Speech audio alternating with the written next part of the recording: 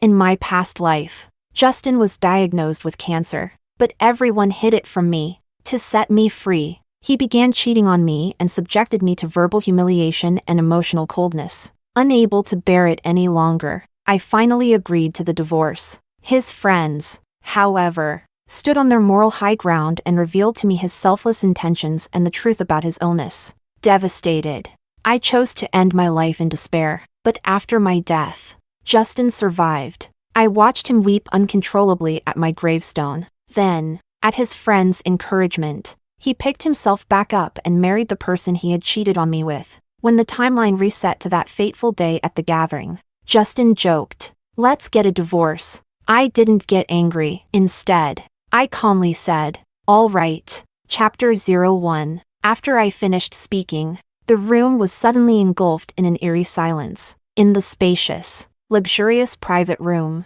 I continued to lower my head and calmly eat the bird's nest soup in my bowl, as if nothing had happened. Justin's hand, which had been holding Nicole's, slowly let go. The handsome face that had just moments ago joked about falling for someone else and wanting a divorce began to stiffen and turn grim. It was as if he hadn't expected me to respond this way. Or rather, he had always known how deeply I loved him. So even if it was just a playful remark, he thought I would take it seriously, get upset, and start making a scene. How could I possibly remain so calm and say all right to something like that?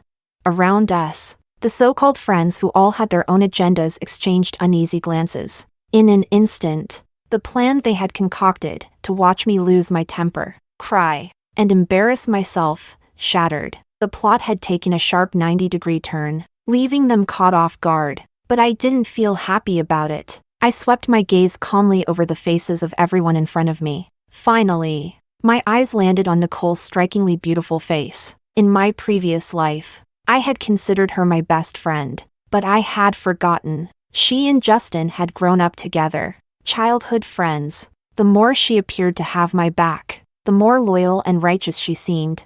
The deeper and more painful the knife she plunged into my back when it truly mattered. Nicole's expression grew slightly uneasy under my gaze. She subconsciously glanced at Justin, who was glaring at me with a darkened expression, his jaw clenched and his teeth grinding. For a fleeting moment, her eyes dimmed. Then, just as quickly, she replaced it with a bright, cheerful smile and walked over to pull me aside.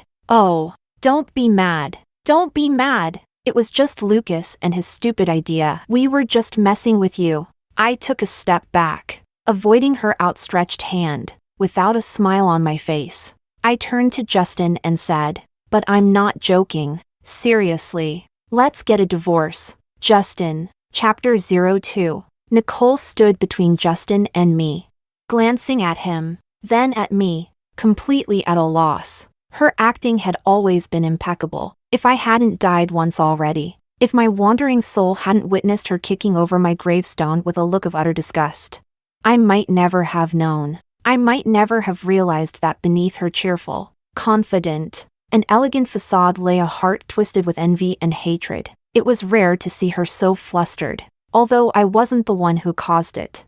All the blame in the room, as if by default, was directed at me because of her. Lucas shoved his chair back violently and stormed over, his voice filled with irritation. "Fiona, don't go overboard. We said it was just a joke. Do you really have to make things so awkward? Can't you take a joke?" How interesting. They were the ones joking. I was the victim. And yet I was the one being blamed for not being able to take it. Lucas had always had a way of speaking that was sharp and unpleasant. I used to think it was just his personality, that he was like that with everyone, so I tolerated it. Later, I realized he was only like that with me, as Justin's wife.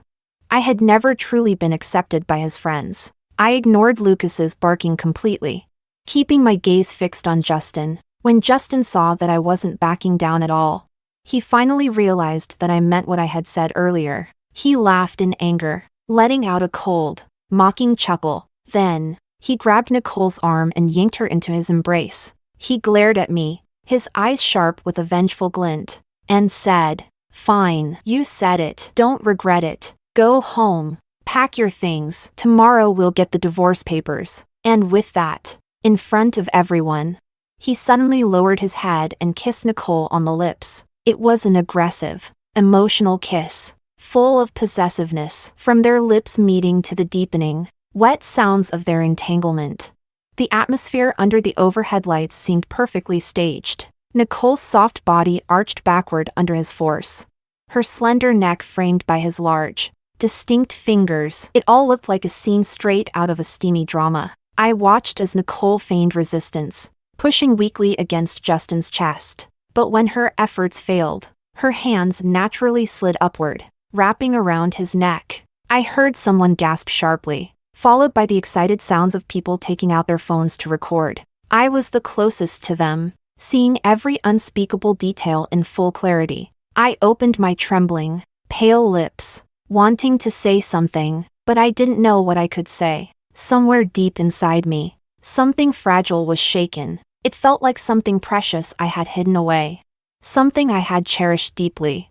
Shattered silently the moment Justin disregarded me and kissed someone else. I shut my eyes tightly, forcing my expression into numb indifference. Without another word, I turned and walked out. Chapter 03. Outside. A soft drizzle had begun to fall. The world was shrouded in mist. The street lights dim and murky, their yellow glow barely cutting through the gloom. Tree branches along the roadside, cloaked in darkness, swayed and clawed in the cold wind. A couple stood nearby, murmuring softly to each other. The boy took off his jacket and wrapped it around the girl, and the two huddled close, disappearing together into the rain. I watched them climb into a car parked by the roadside. My expression was dazed, my thoughts elsewhere. It felt like I had forgotten something important.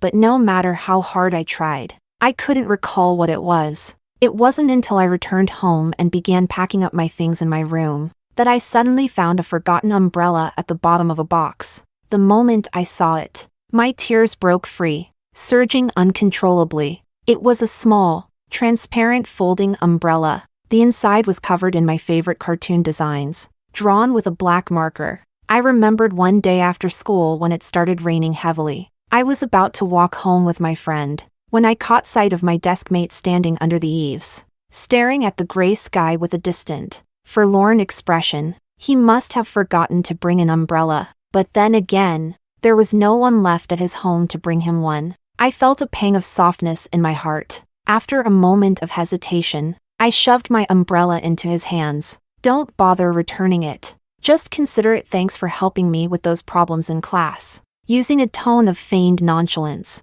I hid the flurry of emotions in my heart as I handed over my favorite umbrella. I didn't even dare to look at his reaction, turning quickly to slip under my friend's umbrella and urging her to hurry. She teased me for my burning red cheeks, laughing at my obvious embarrassment. Angry and flustered, I playfully swatted at her, but I couldn't resist glancing back through the curtain of rain. The boy, dressed in a blue and white school uniform, stood tall and slender, striking against the crowd as he held my umbrella firmly in his hand. The rain fell around us, but all I could hear was the pounding of my heart. The next day, the rain continued to pour. I can't remember how I felt when I saw him again that day, but I vividly recall every detail of his movements as he walked in through the back door of the classroom. The transparent, cartoon-covered umbrella hadn't ended up abandoned in a corner of the hallway with the rest. It was in his pale, slender hands, its surface carefully dried with a soft handkerchief.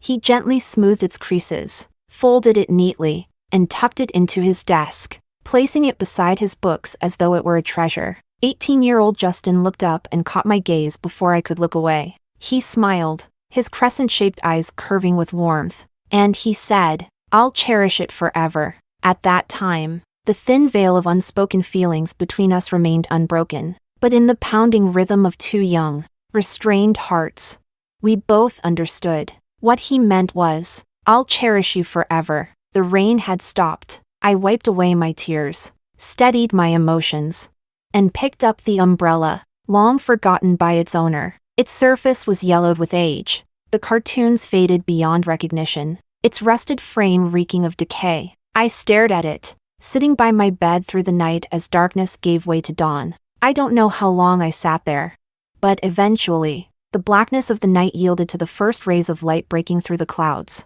outlining my figure in stark contrast. I stretched my stiff, icy limbs, stood up, and tossed the old umbrella into the trash. Then, I dialed Justin's number. That summer rain from our youth was finally over. Chapter 04. The phone rang for a long time before someone finally picked up, but instead of Justin's voice, a lazy, drowsy female voice greeted me. "Hello?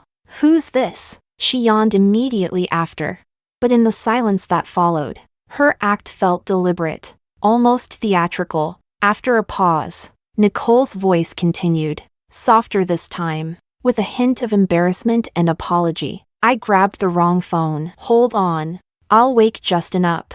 "There's no need," I interrupted her, calmly. I said, "Please let him know I've prepared all the paperwork. See him at the Civil Affairs office at 3 p.m. I didn't give her a chance to respond and hung up immediately. I hadn't eaten anything since last night. But the nausea that surged within me made the idea of food unbearable. Love, devotion, promises, what a joke. In the end, someone who's bound to betray you will always find an excuse to do so. I thought back to my past life, to when I accidentally discovered what was happening between them. The heartbreak had been so overwhelming that I nearly fainted on the spot. I lost all composure, raging like a madwoman as I demanded answers from both of them. Nicole's face had been apologetic, but her words insisted it was all a misunderstanding, an accident, pleading with me not to blame Justin. Justin, however, said nothing. He didn't defend himself, didn't explain. He just stood there silently, as though burdened by an unspeakable weight, as though he were the one suffering, the one enduring pain that couldn't be expressed. In the end, everyone took Justin's side. They claimed he had his reasons, that he hadn't meant to hurt me, and that I shouldn't blame him. They were the ones who had crossed the line. Yet somehow, I became the one in the wrong. Justin's calmness made me seem like a deranged fool. It made me doubt myself. Had I really gone too far? Was I truly overreacting, tarnishing the pure friendship between him and Nicole? Had I driven Justin to act impulsively, solidifying their already ambiguous relationship? In a daze, I eventually agreed to the divorce, but after Justin handed me the divorce agreement, his condition worsened. Lucas and the others, as though unable to tolerate me any longer, confronted me in anger. They accused me of pushing Justin to this point, claiming that everything he had done was a form of revenge, meant to free me from the burden of his illness. Justin and I had grown up together as deskmates, transitioning from school to marriage. With both of his parents gone, I was his only family. He knew I would never leave him, no matter what. So, he chose the most extreme way to drive me away. I had barely come to terms with the reality of his infidelity and falling out of love with me. And yet, Lucas and the others insisted that Justin had hurt me so deeply because he loved me too much. Justin could have lived for 2 more years, they said, but my drama and emotional outbursts had worsened his condition. It was all my fault. I couldn't out-argue all of them with just my one voice. In the end, my spirit completely shattered. After glancing one last time at Justin's unconscious form in the ICU, I had thrown myself off the hospital rooftop. Looking back now, I can't believe how foolish I was. Given another chance, I choose to let go of the past, to release myself from that pain. And so, I waited at the Civil Affairs office for hours, until even the staff had gone home for the day. Justin finally arrived, unhurried and indifferent, as if he had all the time in the world. Chapter 05. I wasn't feeling well. I only woke up half an hour ago. Before I could question him, Justin preemptively explained. His breathing was uneven, his long trench coat slightly disheveled, and the collar of his shirt rumpled. Even his hair was unkempt, sticking up as if he'd just crawled out of bed. He glanced at the closed doors of the Civil Affairs office and let out a long exhale. I couldn't tell if it was a sigh of frustration or relief. Then he turned to me with a cold expression. "Let's reschedule," he said flatly. There was nothing else to do. I told him to contact me when he had time, not wanting to waste another word. I turned to leave, but Justin suddenly called out, "When you called me this morning," and Nicole answered. "What did she say to you?" The probing tone in his question irritated me. The resentment that had been building in my chest erupted without warning.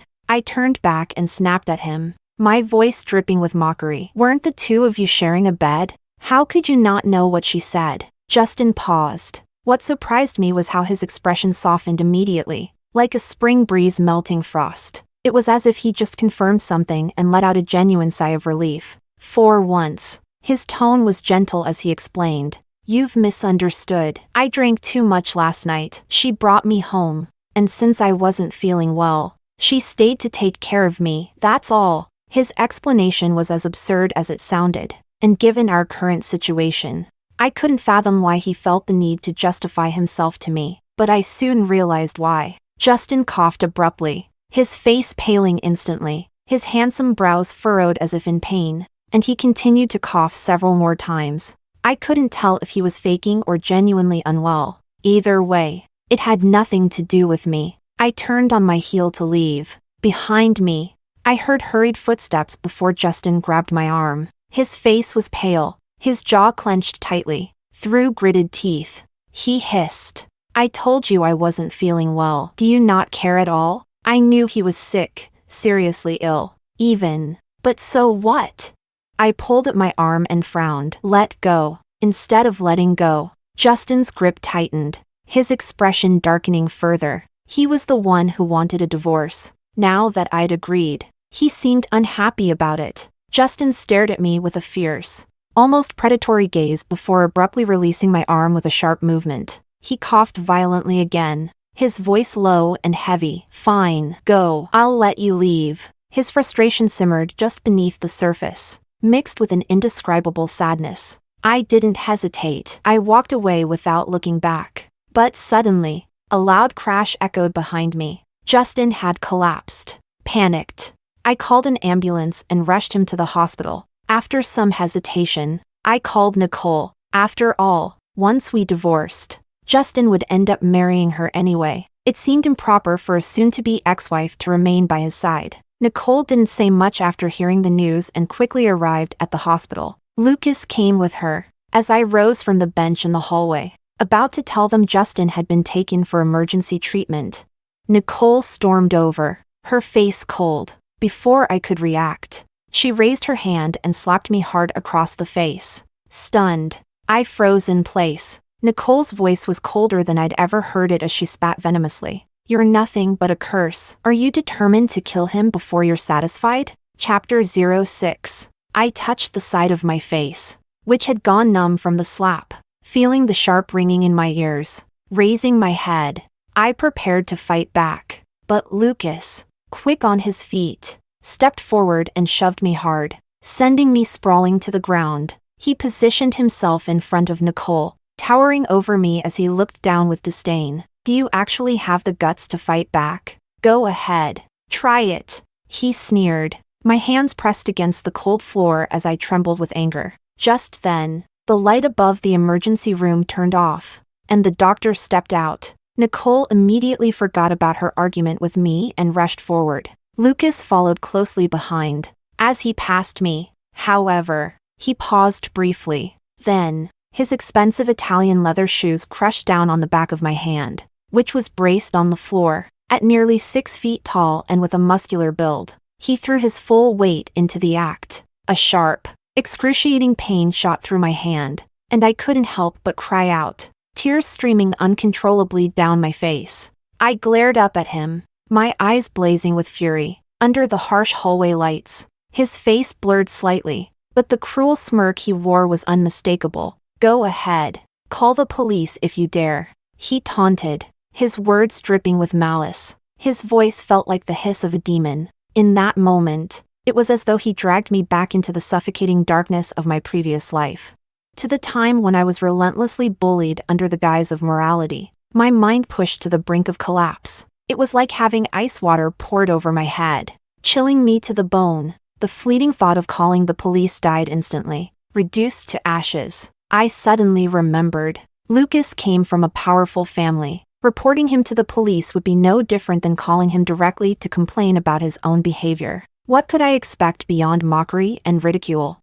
In the past, he might have restrained himself out of respect for Justin, even when joking around with me. But now, with my relationship with Justin in shambles, Lucas no longer bothered to hide his contempt for me. I had never understood why he hated me so much, but now I knew. Lucas was nothing more than Nicole's lapdog. If Nicole loved Justin, Lucas worshipped Justin. If Nicole hated me, Lucas despised me to his core. I sat on the cold floor for a long time, waiting for the pain to subside and the feeling to return to my limbs. Only then did I stand up, without sparing a single glance back, and hurriedly left in disgrace. I called a moving company and packed up all my belongings. Leaving the bustling city center behind, I returned to the old house in the suburbs. When I pushed open the door, the TV was playing an old, drowsy opera drama. The house smelled damp and musty, steeped in the decay of time. An elderly woman in a wheelchair was dozing on the balcony. She stirred at the sound of the door, her wrinkled, sagging eyelids lifting slightly. Seeing me walking with bags and luggage, she smirked as though she'd expected it all along. "Well, what did I tell you? Thrown out like trash, weren't you?" she remarked, her tone a blend of mockery and smug satisfaction. Chapter 07. I ignored her entirely, silently continuing to pack my belongings. My mom straightened up in her wheelchair, trembling slightly as she put on her reading glasses. She didn't ask me anything or care about what had happened. Instead, she eagerly started pitching the idea of me meeting the neighbor's son downstairs. "I told you before not to aim for something out of your reach. Why would someone rich like him even look at you? You've got no chest, no hips. And now look what's happened. You've been used for years and kicked out just like that. That Justin? I knew he wasn't a good person from the start. Lucky you didn't have kids with him. At least you can still remarry. I'll call your aunt and see if her son Pablo is home. Stop packing and go clean yourself up to meet him." She fiddled with her old flip phone, pressing each button one by one to find the number. I threw my clothes into the suitcase with a loud thud, unable to hold back anymore. "What? Do you think I can't survive without a man? If you like Aunt's son so much, why don't you marry him? You keep pushing me to meet him, but does he sound like such a catch? Tell me, has he gotten out of jail yet? A guy who's been messing around outside and can't hold a proper job. This is who you're recommending? Am I even your daughter?" My mom's face darkened instantly, her glare sharp enough to cut through me. "You should be grateful he doesn't care that you're divorced. And you still dare to be picky? If you keep this up, no one will want you." "What? Do you plan to burden me for the rest of my life?" Her words stuck in my throat, choking me with frustration I couldn't swallow or spit out. There was no reasoning with her. She wouldn't listen to anything. Her old-fashioned, outdated beliefs had sunk into her very bones. Even her own child had to bend to them. I gave up on packing entirely, shoved everything into my room, and shut the door behind me. "I won't burden you. I'll move out in a few days." The sound of her wheelchair rolling echoed outside, followed by loud banging on my door. She yelled angrily, scolding me, saying I'd grown wings and was defying her. "You can't just move out without going on a blind date. Do you want to humiliate me in front of the neighbors? Do you want me to have no face left in this community? And what's so bad about Pablo? Don't listen to those rumors. I'm your mother. How could I harm you?" I grabbed a pair of earplugs and shoved them into my ears. Then, I started looking for rental apartments on my phone. This house hadn't changed even a second longer and it felt suffocating. I thought, naively, that if I could just find a place to hide and wait until Justin woke up so we could finalize the divorce, my world would be peaceful again. But life never goes as planned. After another bout of nausea and vomiting in the bathroom, I stood holding a pregnancy test, staring blankly at the two red lines. Chapter 08. In my previous life, around the same time, Justin and I were constantly fighting. I was on the verge of a mental breakdown, paranoid every day about him and Nicole. I didn't even notice the abnormal changes in my body. In this life, in just a few days, Justin and I had already agreed to divorce, and his illness had worsened ahead of time, sending him to the hospital. This time, I didn't stay by his side. I left immediately. This meant Nicole and her entourage didn't get the chance to corner me with the revelation of Justin's cancer and guilt-trip me into submission. And because of that, I discovered by accident that I was pregnant, which means, when I died in my previous life, I had been carrying a child. 2 lives lost. I pressed my forehead against the mirror above the sink, closing my eyes to contain the indescribable grief and pain swelling within me. But when I opened them again, my lips tightened, pale yet resolute. As I stared at my reflection, I knew this child couldn't stay. It had come at the worst possible time. With everything happening between Justin, Nicole, and me, I didn't have the capacity to care for it. I placed a hand over my abdomen, a plan forming in my mind. Even if Justin and I were at odds, years of love and shared memories wouldn't be so easily forgotten. As long as he still cared, the existence of this child, however fleeting, could be a powerful tool. I exhaled deeply, my voice barely above a whisper. "I'm sorry," I said to the baby. The next morning, I tiptoed out of my room, planning to slip out unnoticed. But I didn't expect my mother to be up so early. She was sitting in her usual spot on the small balcony. The faint morning light made it hard to read her expression. Her voice, low and ghostly, floated out. "Where are you off to so early? Going to meet some man?"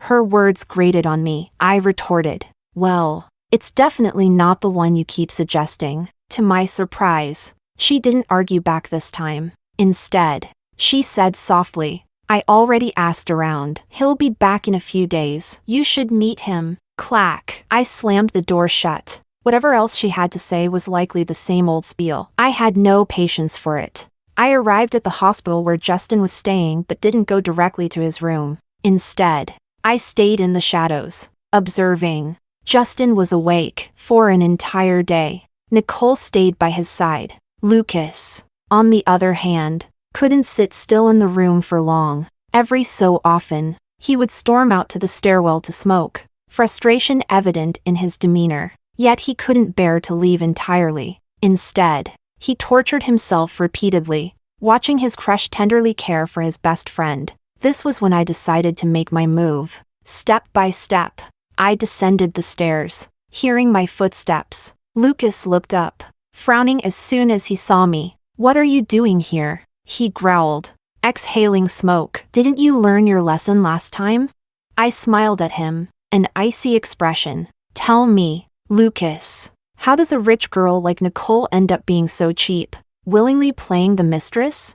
His face changed instantly, pointing a finger at me. He spat. "Watch your mouth." I raised an eyebrow, taking a step closer. "I've changed my mind," I said calmly. "I'm not divorcing Justin anymore. That way, she'll never have the chance to replace me. But, honestly, someone as loose as her is a perfect match for you, a shameless lapdog." Lucas cursed under his breath, veins bulging on his forehead. He shoved me hard, a reflex, and as he raised his hand, ready to strike again, I deliberately misstepped, falling backward. I tumbled down the stairs. Lucas froze, watching from the top as I curled up, clutching my abdomen. "My baby," I murmured, my voice trembling, my face pale. Lucas's fingers twitched violently, the cigarette slipping from his hand. His expression shifted to one of sheer panic. Chapter 09. Despite receiving prompt medical attention, the baby could not be saved. This was inevitable. After all, I had taken abortion pills beforehand, just in case. When I opened my eyes, the first thing I saw was Justin, sitting by my side in a hospital gown, his bloodshot eyes fixed on me. The moment he saw me wake up, he straightened up and reached out, intending to hold my hand, but halfway through, his hand faltered and dropped helplessly to his side. His eyes glistened with tears as he said in a hoarse voice, "The baby is gone. We had always wanted a child of our own." Justin had prepared for it early on,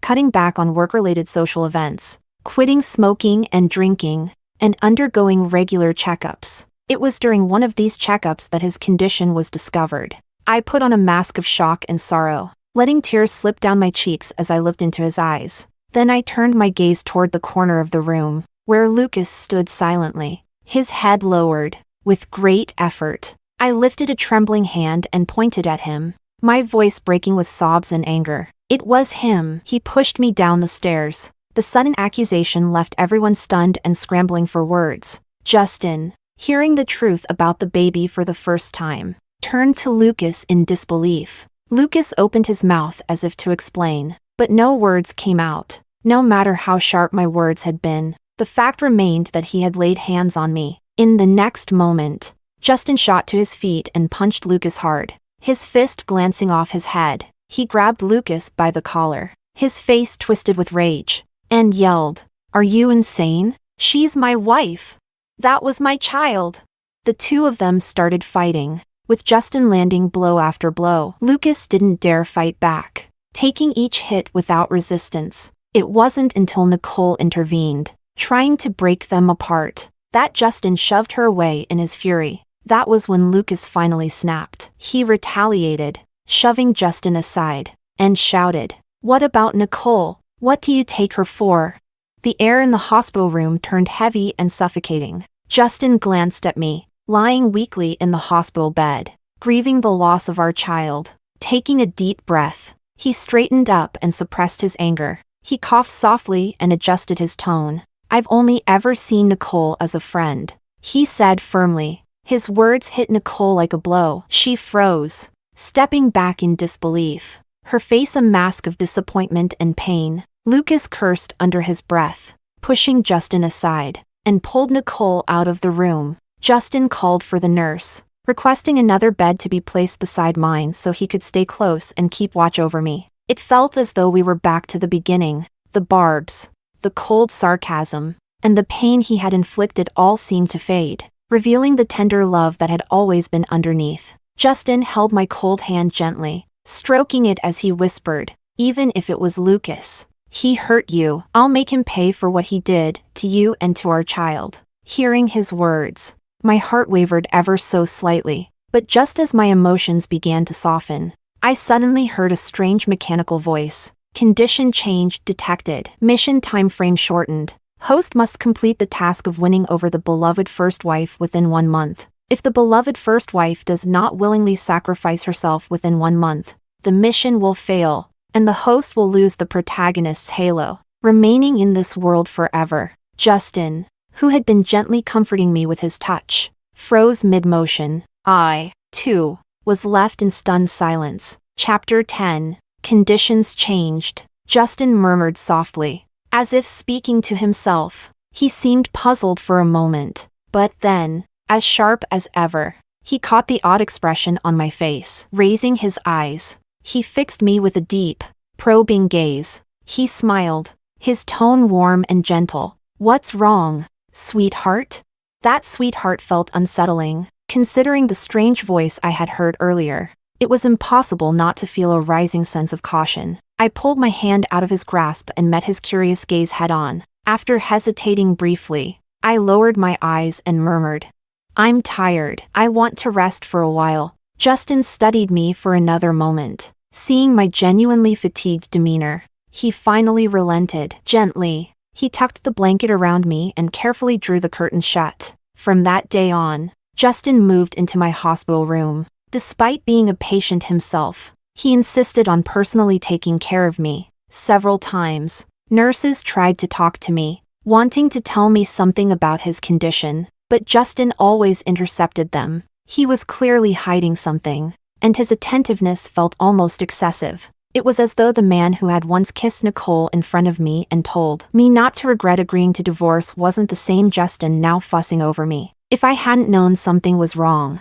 I might have thought I was losing my grip on reality. I chose to remain cautious, keeping my interactions with him neutral and measured. Finally, one night, I found the answers I was seeking. In the dead of night, when all was silent and still, Justin thought I was asleep. He got up and stepped onto the balcony for a cigarette. That strange voice came again. Justin was talking to it, his tone slightly irritable. He asked, "System, what's Fiona's current affection level for me?" The system responded, 61. Justin clicked his tongue loudly in frustration. No wonder she's been acting like a completely different person since I mentioned divorce. I must have moved too fast. There was a pause. In a quieter voice, he muttered, "That idiot Lucas, who knows what he did behind my back to push her this far. She's even willing to give up our child just to use me for revenge." My heart clenched. So, he'd pieced it all together. The system interrupted suddenly. "Host, there are only 25 days left for the mission." Justin stubbed out his cigarette, his tone cold. I know, stop nagging me. He began to head back into the room. The room was so silent that only the sound of his footsteps echoed in the dark. Yet his voice rang as clearly as if it were right beside me. The heroine and the supporting male lead are both useless. I have no choice but to take matters into my own hands. I've built a completely sealed underground room at home. I have plenty of ways to make her willingly die for me. Oh, and if she's too afraid of the pain to take her own life, if I kill her myself, does it still count as completing the mission? The sound of the blanket being pulled aside reached my ears. The mattress dipped under his weight with a faint creak. The system's voice echoed again, this time so close it felt like it was inside my head. It counts. Chapter 11. Justin had taken my phone, claiming it was for my rest and recovery. He hadn't let me touch it since. The next day, my phone suddenly chimed with a message notification. Justin, who had been peeling fruit, glanced at the phone, picking it up. He looked at the screen briefly before raising his head, his lips curling into a faint, unreadable smile. Darling, who's Pablo? He asked casually. And why is he asking to meet you? You've never mentioned him before. A chill ran down my spine. I fought to keep my expression neutral, extending my hand toward him with feigned calmness. He's my cousin, I explained smoothly. He's on decent terms with my family, but he moved away a few years ago, so I didn't think to mention him. He's probably back visiting my mom. Justin listened, his eyes scanning me carefully, but he didn't seem suspicious. He knew my complicated relationship with my mother and was fully aware of how traditional and prideful she was. If I ignored a family member's message, she would surely call me herself and start berating me in the most vile language imaginable. She'd done that to Justin once, and the memory was enough to make him wary of her. Without pressing further, he handed the phone back to me. I quickly checked the messages. Pablo, where are you? Pablo, address. Pablo, come quickly. Taking advantage of Justin stepping away to wash his hands, I swiftly sent 2 addresses to Pablo, one for the hospital and the other for Justin's house. Pablo?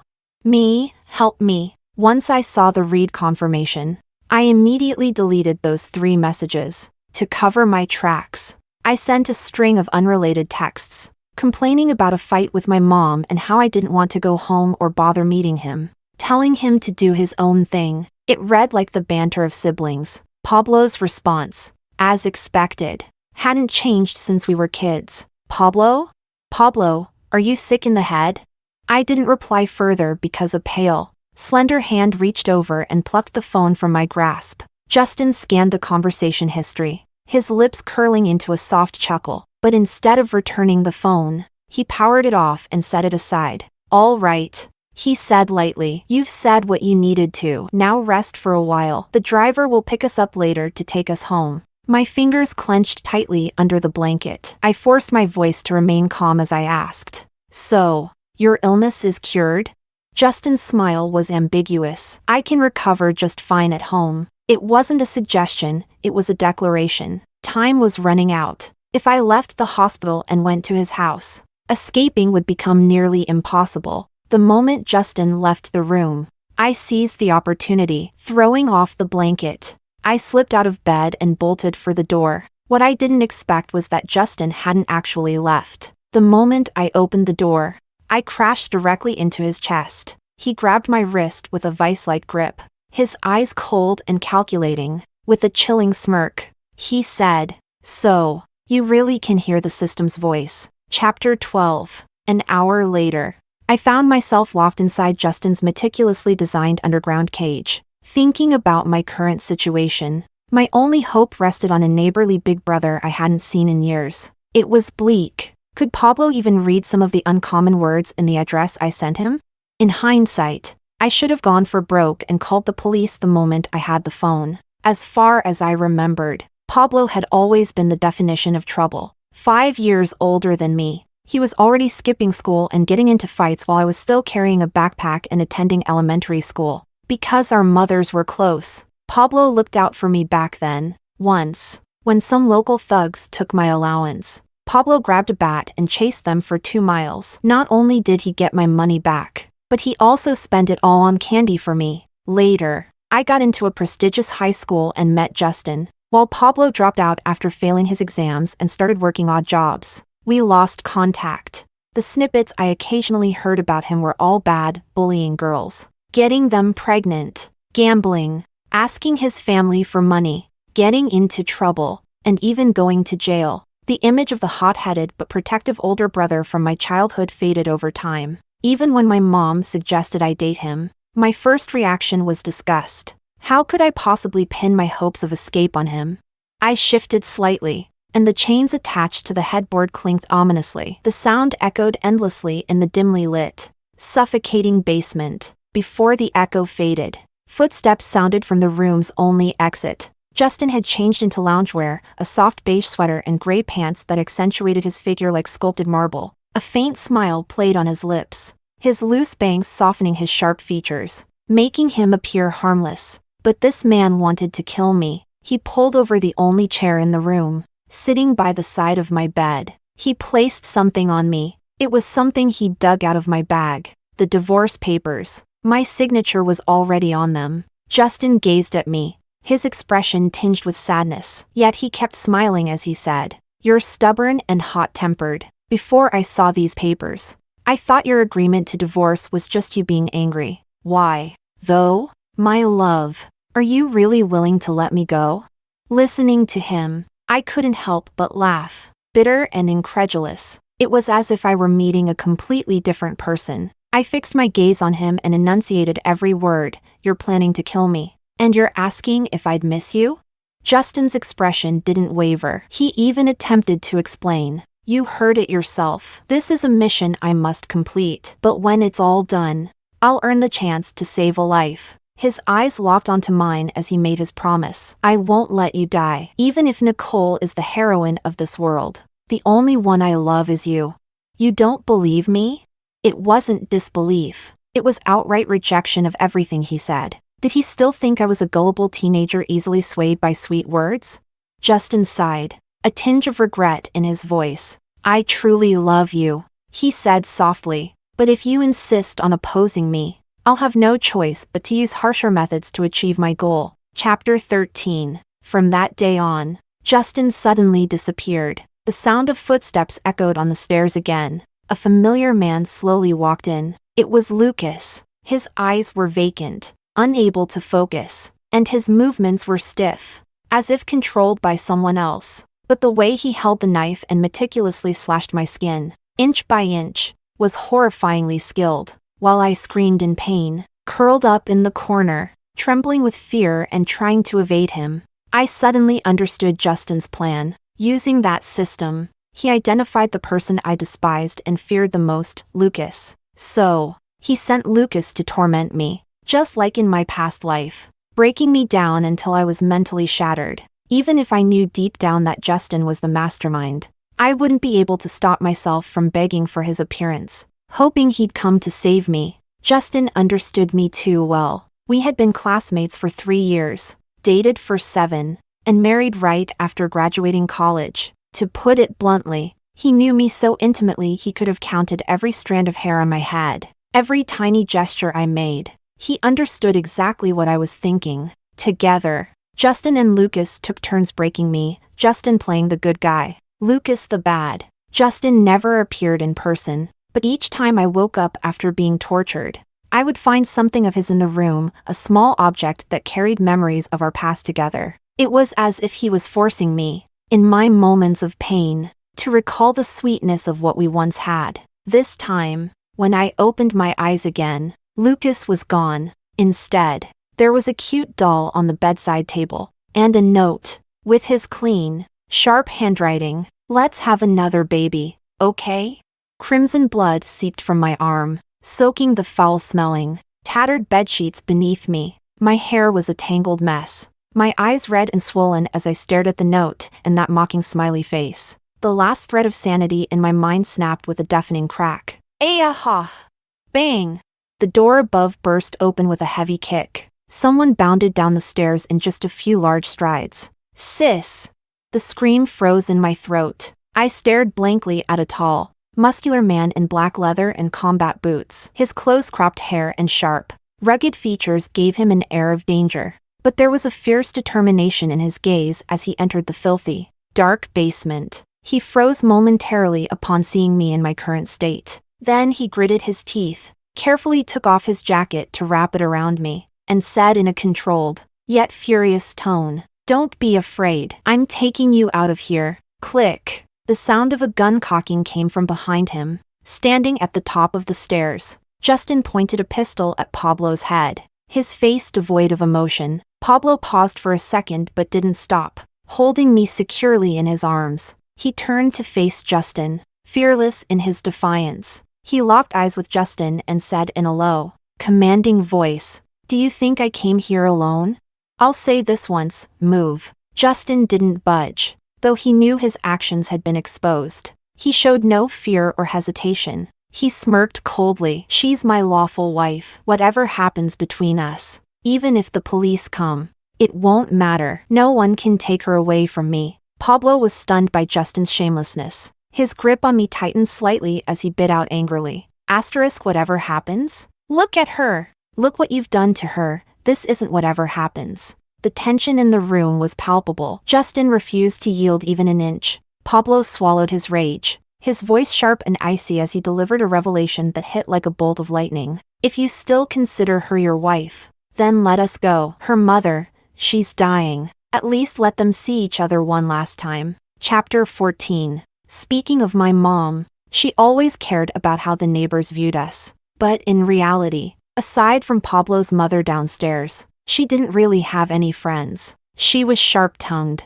loved to scold people, and her face, weathered with years of hardship, was constantly downcast with a bitterness that seemed etched into her features. She liked to complain to anyone who'd listen. As a result, no one enjoyed spending time with her. But according to the older generation, she wasn't always like this. When she was younger, she was cheerful, lively, and could make friends anywhere she went. Unfortunately, she had poor judgment and ended up with the worst kind of man. That's when everything changed. It was that man who crippled my mother's leg. What were once strong legs, capable of walking miles on foot, became shaky and weak, struggling even with a single flight of stairs. She tried to fight back, but the result was always worse beatings, until she eventually didn't dare to resist anymore. When I was in middle school, at the height of my rebellious phase, I saw her crying in her room every day. In a fit of frustration,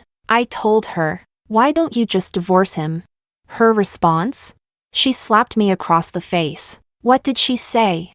She said, "No matter what, he's your father." I was angry and heartbroken, thinking they were both willing participants in their toxic dynamic. Why did I even bother trying to intervene?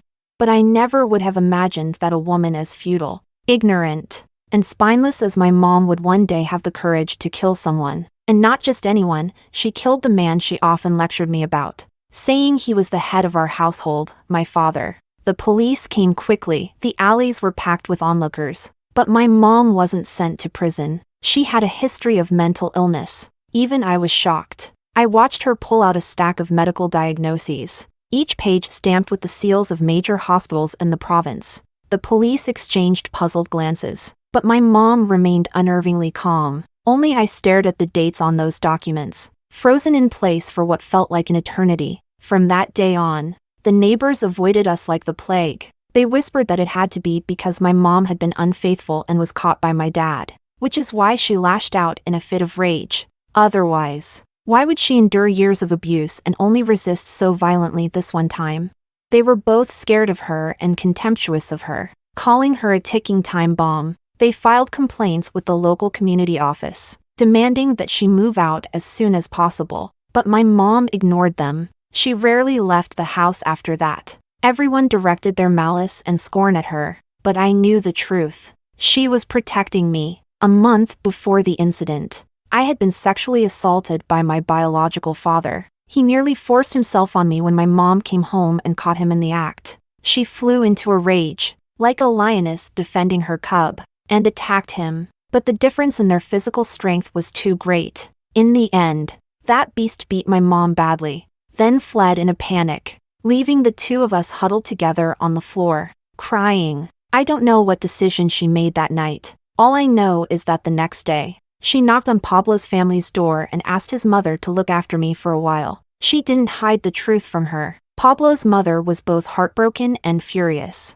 and she immediately agreed to help. Not only that, she called Pablo over and told him to escort me to and from school every day and to follow me whenever I left the house. But she didn't tell Pablo the reason. She said this secret would stay between the three of us. No one else, not even her own son, could know. Fortunately, Pablo was obedient and didn't ask too many questions. For that month, he even stopped hanging out with his gang and faithfully followed me around like a shadow. After a month of relative peace, I stood in the middle of a crowd, dazed, as the police came to take my mom away. She was covered in blood, but her expression was calm, almost joyful. She didn't lower her head but walked with dignity as the police escorted her out, her eyes scanning the crowd. Finally, her gaze landed on me. I saw her lips move slightly. Her voice overlapped with the memory of the day I stormed out of the house. Impatient to listen to her speak, she said, "No matter what,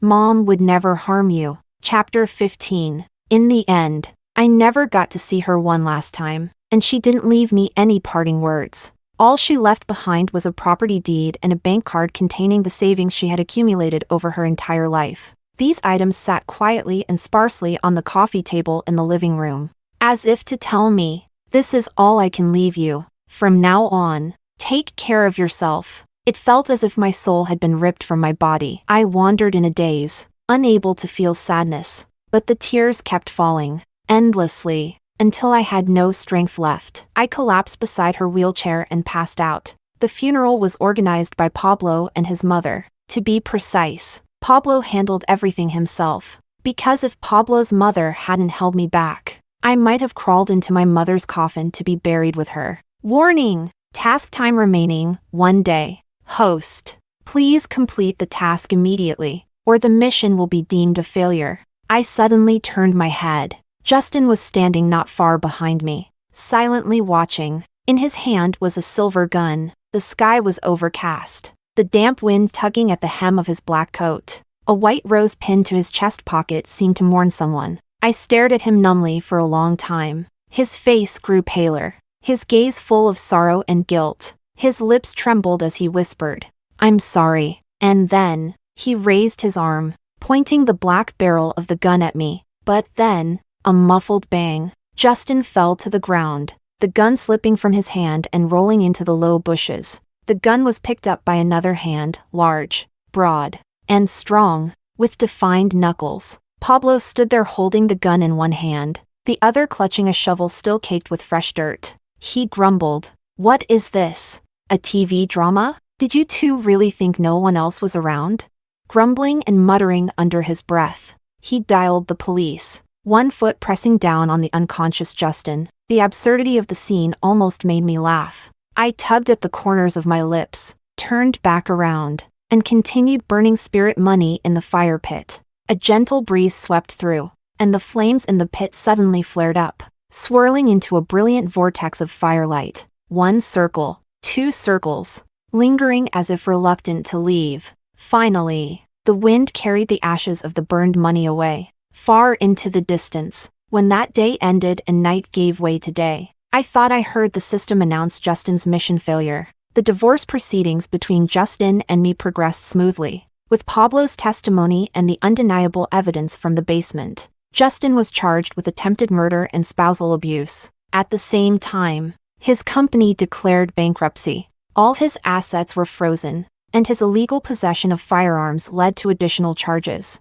It seemed as if his protagonist Halo had truly disappeared. This time, Nicole ignored his pleas for help. Lucas didn't just refuse to assist him, he actively pushed him further into the abyss, submitting evidence of Justin's financial crimes to the court. In the blink of an eye, Justin fell from a celebrated golden boy to a despised corporate villain. I sat in the courtroom, watching him go from dazed disbelief to tearfully begging for mercy when the verdict was announced, and I realized, without the so-called protagonist Halo, Justin was nothing more than a pitiful wreck of a man. With the accumulation of charges, he was sentenced to death by firing squad. Before his execution, he desperately begged to see me one last time, curious about his final words. I went to see him. When he saw me, It was as if he had seen a lifeline. His eyes lit up instantly. At that moment, he was unshaven, with dark circles under his eyes. Looking almost deranged, he pleaded frantically, "There's still a chance. I still have a chance. Wife, please help me. The system is willing to give me another chance. You just have to help me. Listen to me. I've completed so many missions in other worlds. I've been an emperor, even a god. If you help me, I can take you to any world I've conquered. You'll live a life of luxury. Don't you love me? Please, help me, okay?" I had always been wary of the mysterious system. Cautiously, I asked, "What do you need me to do?" Justin leaned forward urgently. "I've lost my protagonist halo. You just need to find this world's new protagonist. Seduce him, bring him to me, and I'll have a way to steal his luck." It was truly astonishing. Without his facade, Justin's shamelessness had reached unimaginable heights. I let out a cold laugh, stood up, and left. Justin climbed onto the barred window, trying to grab me, but the guards pushed him back down. He screamed after me, "Wife! Fiona! Didn't you say you'd always stay by my side?" My footsteps paused for a moment, but only for a moment. Then, I continued walking, never looking back. Justin, seeing this, completely collapsed. He slumped to the ground, muttering, "It's not fair. This isn't fair. The system lied to me. Didn't it say this was an easy mission? Why is this happening? How could anyone willingly die for someone else? It's all a lie. I want to complain. Give me another chance.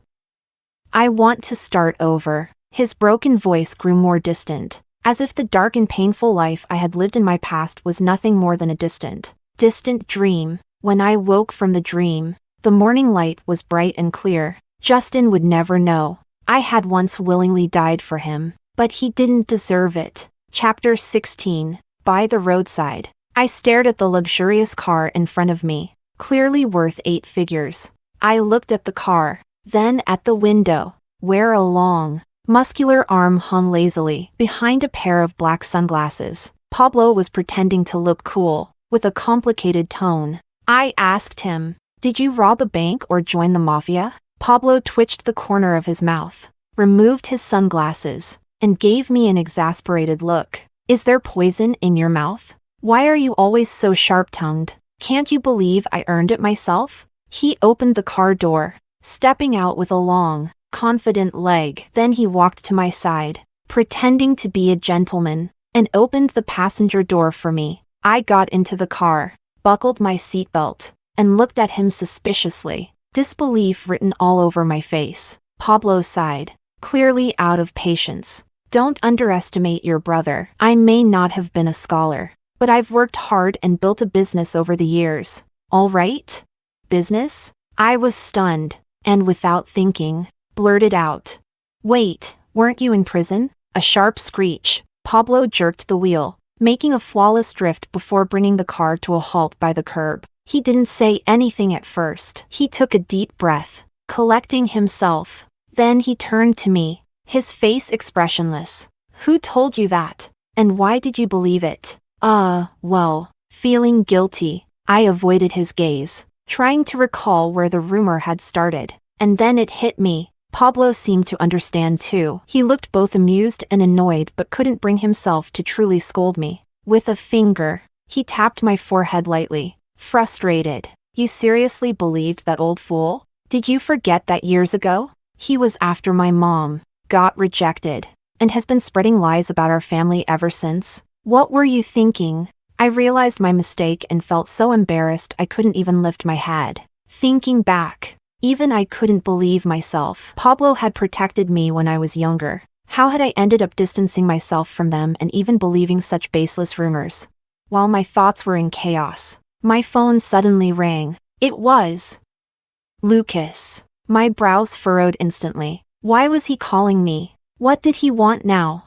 Before I could react, Pablo reached over and immediately hung up the call. He restarted the car, his tone steady and reassuring. "Don't worry about him. I've already got people dealing with him. With Justin in jail, Lucas won't get away either. With me around, Let's see who dares to mess with you again. Those words, spoken in the quiet car, were like a small flame that ignited warmth in my heart. I felt touched and turned to thank him. That's when I noticed his slightly reddened ears. Pablo coughed lightly, trying to cover his awkwardness. Then, with a bit of discomfort, he said, "My mom told me you agreed to our blind date. So, why don't you come over for dinner tonight? Mom cooked all your favorite dishes." I turned my face toward the window, watching the scenery and passers-by, trying to suppress the smile tugging at the corners of my lips. I imitated his fake cough and said with a smile, "Sure, I'll come."